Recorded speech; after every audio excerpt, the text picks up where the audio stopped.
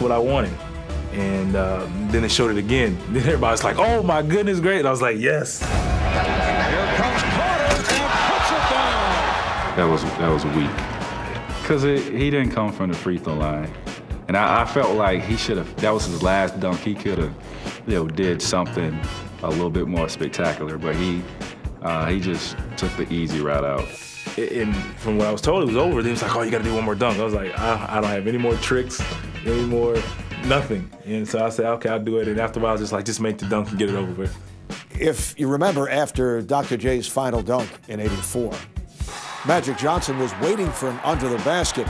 In 2000, after Vince's final dunk, Craig Sager was waiting for him. Had to be a major letdown for Vince. His series of dunks, to me, are the best of all time. I don't think anybody had the showmanship that Vince had that weekend. That's something that I always remember, something that I cherish for the rest of my life. I was, honored just to be there and see something like that. Yeah, he was smart to just end it at that. To go out on top like that, it was an unbelievable slam dunk contest. And, it was definitely one of my favorites. He won it. And the first person to greet me and say congratulations was Dr. J. Somebody I respect, who I look up to, who, I recall, he started it all. He was the dunk champion, the original. I love it when a guy just says, you know what? For these 18,000 people, I'm gonna put them in the palm of my hand and I'm not gonna let them go until I'm done with my performance. And Vince Carter did it that night. Coming up, Jason Richardson heats up the ATL when Airborne, the NBA's greatest dunk contest, returns. The 2003 All-Star Weekend was big because of just all the overall hoopla around Michael Jordan and everything that weekend brought for him, in the game and judging the dunk contest, and he was definitely worthy of that. It was just all centered around him. My second time of being in the dunk contest, trying to repeat what he done, the only player to ever do it twice, win a dunk contest in a row, so it was just a fun weekend. And Michael has the ball, again guarded by Shawn Marion. The fadeaway,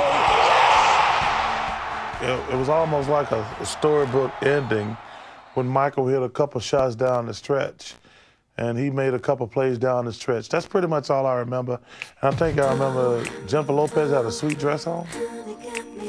Well, Chuck, there's a big difference if you can really pay attention. There's Jennifer Lopez and there's Mariah Carey. Wrong dress, wrong girl.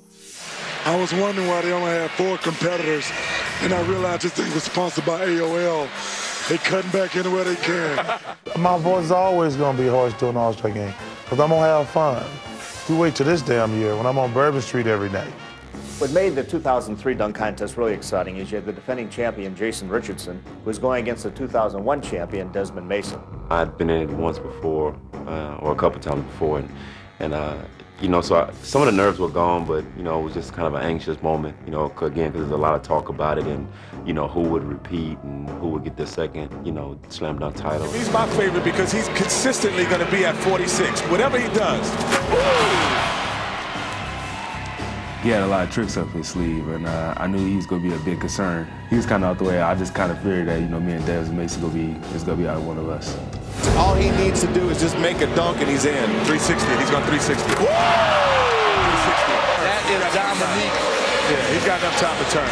That's Dominique. I like guys who can create, by themselves, and they break away and a little twist and hits and all that. That's nice. But Richardson going there, he's got the rim in his eyes. He's like, I'm bringing it. That's what we liked about him. So Jason Richardson with 100 points. Nasty. And yes. Desmond Mason with 90, our 2 finalists. It was kind of a back and forth battle between me and Jason. And again, we both were pulling out everything we had. I pulled out everything I had. He pulled out everything he had. It was kind of one of those perfect weekends.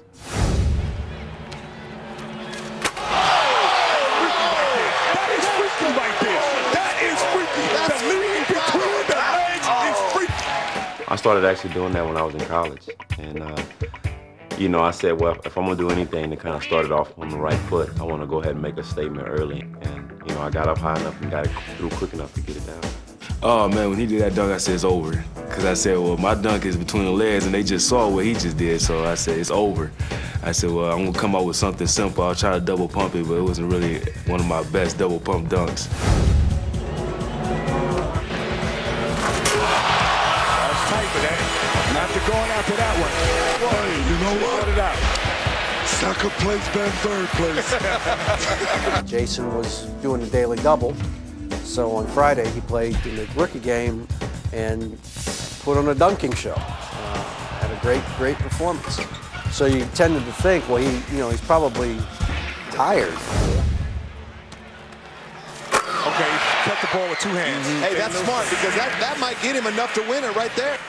I'm not gonna say I thought I won, because I knew if it came down to him having to get a 50, he had something in his bag that could potentially get him a 50. The thing was, is could he shake off the nerves to make it?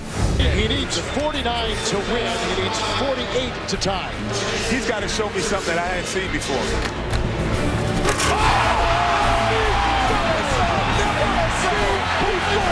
When I threw the lob up, everybody's like, oh, another lob dunk, because I did 4 lob dunks already, so I threw it up, and I said, you know what, this is the only time I ever did this dunk. I'm gonna try it, hey, see what happens. And it went in.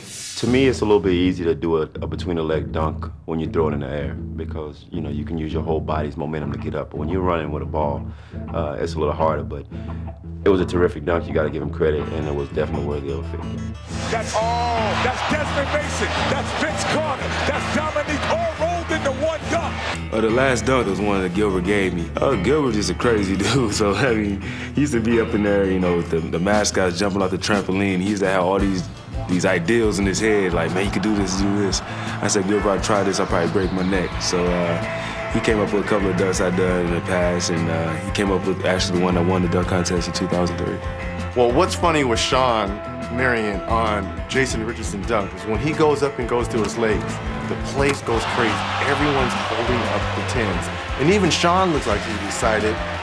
And it looks like he's fumbling between an 8, a 9, and a 10 when everyone in the audience is giving 10s. Clearly, it was a 10, Shawn. Clearly. When it was all said and done, Jason Richardson's scores were 50, 50, 45, and 50 on his 4 dunks. One of the most dominating performances ever. You just appreciate how physical these guys have got to be, and just one after another, that, what's left in the tank when they get deeper into the competition? And they showed it. I mean, it was phenomenal to watch. I did everything that I could possibly do to win that dunk contest, and I didn't win. And it was kind of one of those things where you go home and you feel like you got robbed, because you just know you did everything, exactly how it was supposed to happen. But he pulled off something that got him a couple more points that beat him. So there you have it. They're all captivating in their own right, but only one of these dunk contests rates a 50. And that's where you come in. Log on now to NBA.com.